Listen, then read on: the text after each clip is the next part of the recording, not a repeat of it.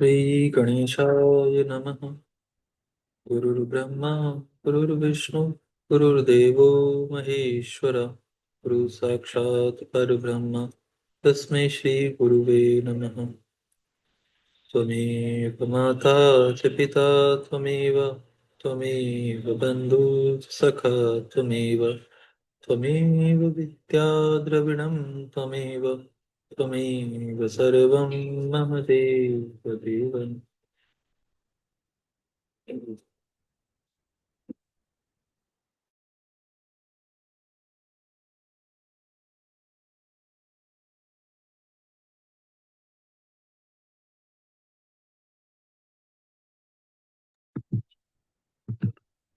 यहाँ से 20वां अध्याय प्रारंभ होता है।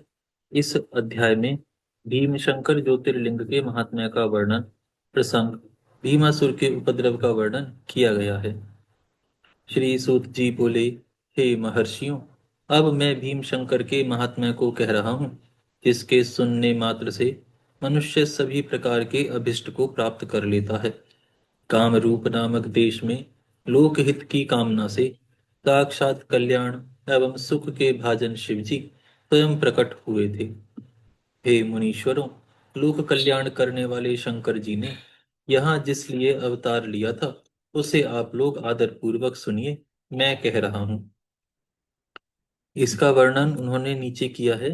इसमें वो बताते हैं, मतांतर से भीमशंकर ज्योतिर्लिंग बंबई से पूर्व एवं पूना से उत्तर भीमा नदी के तट पर सहस्रादि पर स्थित है। यहीं से भीमा नदी निकलती है। ऐसी जनश्रुति है कि भगवान शंकर ने जब त्रिपुरासुर का वध किया था, तो उन्होंने यहीं विश्राम किया था। उस समय भीमक नामक एक सूर्यवंशी राजा यहाँ तपस्या करते थे। राजा की तपस्या से प्रसन्न होकर भगवान शिव ने उन्हें दर्शन दिए और उनकी प्रार्थना पर वे यहाँ दिव्य ज्योतिर्लिंग के रूप में स्थित होकर भीमशंकर के नाम से प्रसिद्ध हो गए। मराठी शिवलीलामृत, गुरु चरित्र स्तोत्र रत्नाकर आदि ग्रंथों में इस ज्योतिर्लिंग की महिमा का गान किया गया है। गंगाधर, रामदास, श्रीधर स्वामी, ज्ञानेश्वर आदि संत महात्माओं ने इसी ज्योतिर्लिंग की महिमा का वर्णन किया है। वर्तमान में इसी ज्योतिर्लिंग की अधिक प्रसिद्धि है। कुछ लोग उत्तराखंड के नैनीताल जिले में उज्जनक नामक स्थान पर स्थित भगवान शिव के विशाल मंदिर को श्री भीमशंकर ज्योतिर्लिंग कहते हैं, किंतु श्री शिव पुराण के अनुसार श्री भीमशंकर ज्योतिर्लिंग असम प्रांत के कामरूप जिले में ब्रह्मपुर पहाड़ी पर गुवाहाटी के पास अवस्थित है। ये उन्होंने श्री भीमशंकर ज्योतिर्लिंग का अलग अलग जगहों पर होने का एक व्याख्या की है। हम पुराण पर वापस आते हैं। हे ब्राह्मणों, पूर्व समय में सभी प्राणियों को सदा दुख देने वाले एवं धर्म को नष्ट करने वाले भीम नाम का एक बड़ा बलवान राक्षस हुआ था। महाबलवान वह कुंभकर्ण के द्वारा करकटी नामक राक्षसी से उत्पन्न हुआ था और अपनी माता के साथ सह पर्वत पर निवास करता था। संसार को भयभीत करने वाले कुंभकर्ण का श्री राम के द्वारा वध कर दिए जाने पर वह राक्षसी स्वयं सहे पर्वत पर अपने पुत्र के साथ निवास करने लगी। हे द्विजों, सारे प्राणियों को दुख देने वाले प्रचंड पराक्रमी उस भीम ने बाल्य अवस्था में किसी समय अपनी माता करकटी से पूछा। भीम बोला, हे माते, मेरे पिता कौन हैं? वे कहाँ रहते हैं? और आप अकेली ही यहाँ क्यों रहती हो? मैं वह सब जानना चाहता हूँ। आप इस समय ठीक ठीक बताओ। श्री सूत जी बोले, इस प्रकार अपने पुत्र के पूछने पर उस दुष्टा राक्षसी ने अपने पुत्र से कहा, तुम सुनो, मैं सब कुछ कहती हूँ। करकटी बोली, तुम्हारे पिता रावण के छोटे भाई महाबली कुंभकर्ण थे, जिन्हें श्री राम ने उनके भाई रावण सहित मार डाला। हे तात, पूर्व काल में किसी समय वह बलवान राक्षस कुंभकर्ण यहाँ आए और उन्होंने मेरे साथ बलपूर्वक वास किया। इसके बाद वह महाबली कुंभकर्ण मुझे यहीं पर छोड़कर लंकापुरी चले गए। मैंने यह लंका नहीं देखी है, अतः मैं यहीं निवास करती हूँ। मेरे पिता का नाम करकट है तथा मेरी माता पुष्कसी कही गई है। मेरा पति विराट था, जिसे श्री राम ने पहले ही मार दिया था। अपने प्रिय पति के मारे जाने पर मैं अपने माता पिता के साथ यहाँ निवास करने लगी।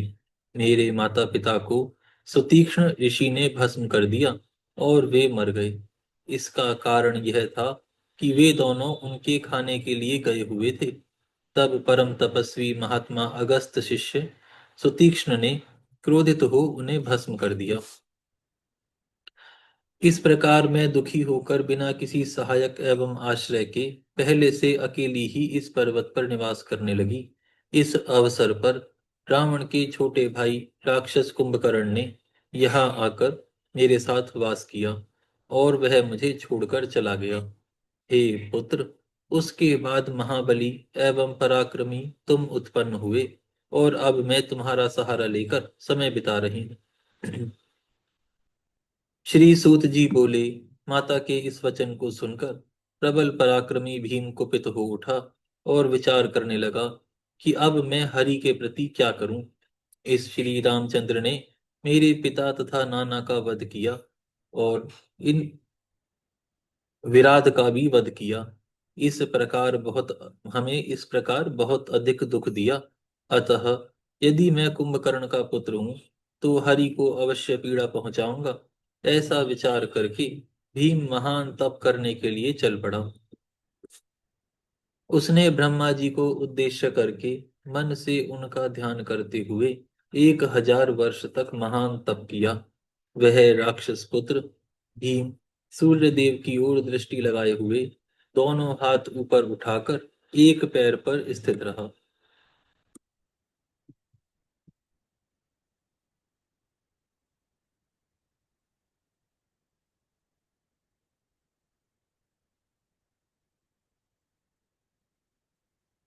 इस प्रकार तप में निरत उस राक्षस के सिर से अत्यंत भयानक तेज उत्पन्न हुआ। तब उस तेज से जलते हुए देवता ब्रह्मा जी की शरण में गए। इंद्र सहित उन देवताओं ने ब्रह्मा जी को प्रणाम करके अनेक प्रकार के स्तोत्रों से भक्ति पूर्वक उनकी स्तुति की। उसके अनंतर वे ब्रह्मा जी से अपना दुख कहने लगे। देवता बोले, हे ब्राह्मण, उस राक्षस का तेज सभी लोगों को पीड़ित करने के लिए उद्यत है। अतः हे विधे, वह दुष्ट जो मांगता है उसे वर दीजिए, नहीं तो आज हम सब उसके प्रचंड तेज से दग्ध होकर नष्ट हो जाएंगे। इसीलिए उसकी प्रार्थना अवश्य स्वीकार कीजिए। श्री सूत जी बोले। उनका यह वचन सुनकर लोक पितामह ब्रह्मा जी उनको वर देने के लिए गए और उन्होंने यह वचन कहा। ब्रह्मा जी बोले, हे राक्षस, मैं प्रसन्न हूँ। तुम्हारे मन में जो भी हो वह वर मांगो। ब्रह्मा जी का यह वचन सुनकर उस राक्षस ने कहा। भीम बोला, हे देवताओं के स्वामी कमलासन ब्रह्मा जी, यदि आप मुझ पर प्रसन्न हैं तथा मुझे वर देना चाहते हैं तो आज मुझे अप्रतिम अप्रतिम बल दीजिए। श्री सूत जी बोले। ऐसा कहकर उस राक्षस ने ब्रह्मा जी को प्रणाम किया और ब्रह्मा जी भी उसे वर देकर अपने धाम को चले गए। तब ब्रह्मदेव से अतुल बल का वरदान प्राप्त कर उस गर्भ युक्त राक्षस भीम ने शीघ्र ही घर आकर माता को प्रणाम कर कहा। भीम बोला, हे माते, अब मेरे बल को देखना। मैं इंद्र आदि सभी देवताओं, विष्णु तथा उनके सहायकों का घोर विनाश करूंगा। श्री सूत जी बोले। इस प्रकार कहकर प्रचंड पराक्रम वाले उस भीम ने सर्वप्रथम इंद्रादि देवताओं को जीता और उन्हें अपने अपने स्थान से हटाकर बाहर निकाल दिया। इसके बाद सहायता हेतु देवताओं के द्वारा प्रार्थित विष्णु जी को भी उस दैत्य ने जीत लिया। तदनंतर उसने प्रसन्नता पूर्वक पृथ्वी को जीतने का उपक्रम किया। वह पहले कामरूप के स्वामी सुदक्षिण को जीतने गया।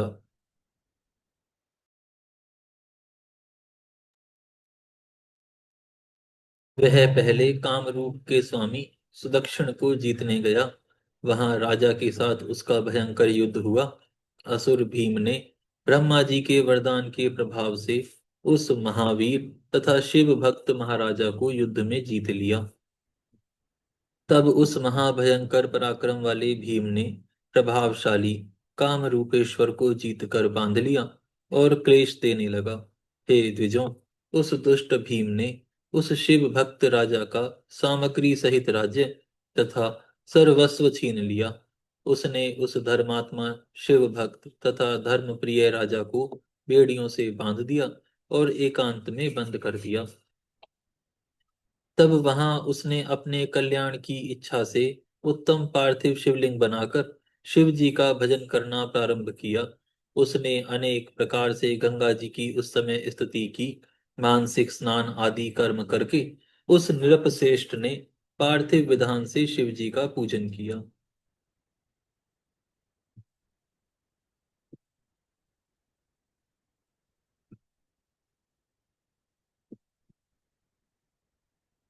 जिस प्रकार का ध्यान विहित है, वैसा ही ध्यान विधि पूर्वक करके प्रणाम, स्तोत्र पाठ, मुद्रा, आसन आदि के साथ सब कुछ करते हुए उसने प्रसन्नता पूर्वक शिव जी की उपासना की।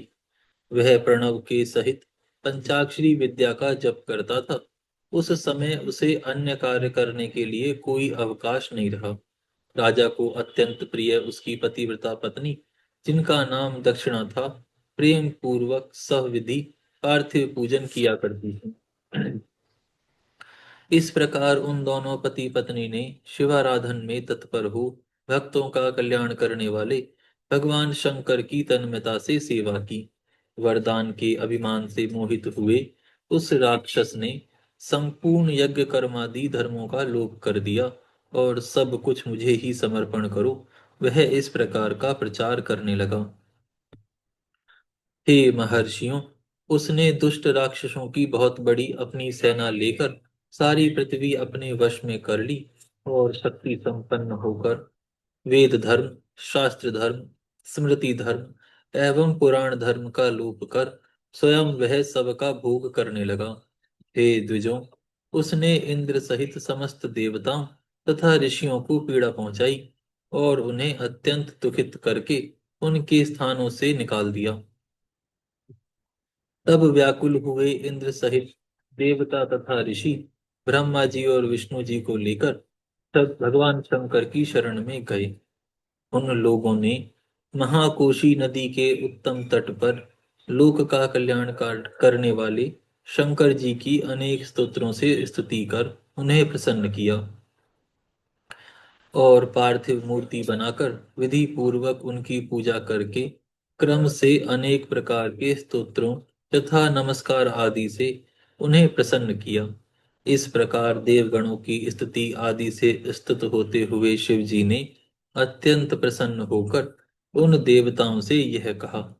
शिव जी बोले, हे विष्णु, हे ब्राह्मण, हे समस्त देवताओं एवं ऋषियों, मैं प्रसन्न हूँ। आप लोग वर मांगिए, मैं आप लोगों का कौन सा कार्य करूं। श्री सूत जी बोले, हे द्विजों, तब उन शिव जी के द्वारा यह वचन कहे जाने पर देवता लोग हाथ जोड़कर भली भांति प्रणाम करके शिव जी से कहने लगे। देवता बोले, हे देवेश, आप सबके मन में स्थित सारी बातें जानते हैं। आप अंतर्यामी हैं, अतः कोई भी बात आपसे छिपी नहीं है। हे नाथ, फिर भी सुनिए, हम लोग आपकी आज्ञा से अपना दुख निवेदन करते हैं। हे महादेव, आप अपनी कृपा दृष्टि से हमें देखिए। कुंभकर्ण से उत्पन्न करकटी का बलवान पुत्र राक्षस भीम ब्रह्मा जी के द्वारा दिए गए वरदान से उन्मत्त होकर देवताओं को निरंतर पीड़ा पहुंचा रहा है। हे महेश्वर, आप दुख देने वाले उस भीम नामक राक्षस का वध कीजिए, कृपा कीजिए। हे प्रभु, इसमें विलंब ना कीजिए। श्री सूत जी बोले, इस प्रकार सभी देवताओं द्वारा कहे जाने पर भक्त वत्सल शिव जी, मैं उसका वध करूंगा, ऐसा कहकर पुनः देवताओं से कहने लगे। श्री शंभु बोले, हे देवताओं, राजा काम रूपेश्वर मेरे उत्तम भक्त हैं। आप लोग उनसे यह कहिए, तब कार्य शीघ्र पूरा होगा। शंकर जी ने आपसे कहा है कि हे सुदक्षिण, हे महाराज, हे काम रूपेश्वर, हे प्रभु, आप मेरे विशेष रूप से भक्त हो, प्रेम पूर्वक मेरा भजन करते रहो। मैं ब्रह्मा जी से प्राप्त वर से शक्तिमान तथा तुम्हारा तिरस्कार करने वाले भीम नामक दुष्ट राक्षस का वध करूंगा, इसमें संशय नहीं है। श्री सूत जी बोले। इसके बाद उन सभी देवताओं ने हर्षित हो वहां जाकर शिव जी ने जो कहा था वह सब उस महाराज से कह दिया। उससे यह कहकर वे सभी देवता तथा महर्षि परम आनंदित हुए और शीघ्र ही अपने अपने आश्रमों को चले गए। यहाँ पर यह अध्याय पूर्ण होता है। आज हम यहाँ विराम करते हैं। हे गौ माता, आप सभी देवताओं की माता, सभी पुण्य का पुण्य और सभी तीर्थों का तीर्थ हैं। हम सभी आपको दंडवत प्रणाम करते हैं। आपकी कृपा हम सभी पर सदैव बनी रहे।